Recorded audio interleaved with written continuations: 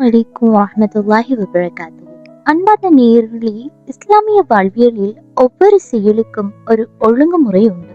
அந்த வகையில் நாம் தினமும் பலமுறை செய்யும் ஒழு எனும் தூய்மை சடங்கிற்கு பிறகு நபி ஸல்லல்லாஹு அலைஹி வஸல்லம் அவர்கள் கற்றுத்தந்த மிக சிறந்த ஒரு துஆவை பற்றி தான் இன்றைய வீடியோவில் பார்க்க போகிறோம். ஒழு செய்து முடித்த பின் இந்த துஆவை ஓதுவதன் மூலம் சுவனத்தின் 8 வாசல்களும் திறக்கப்படுவதாக நபிமொழிகள் கூறுகின்றன.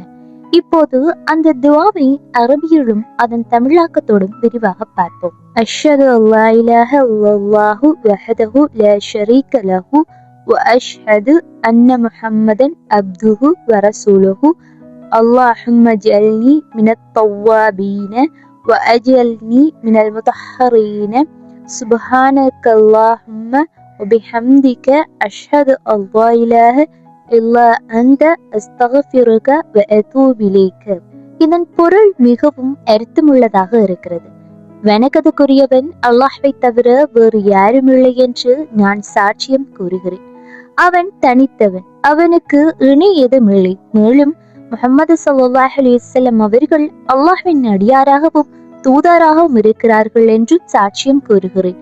யா அல்லாஹ், என்னை பாவ மன்னிப்பு தேடுபவர்களிலும் உனது தூய்மையான நெல்லடியார்களிலும் சேர்த்தருள்வாயாக.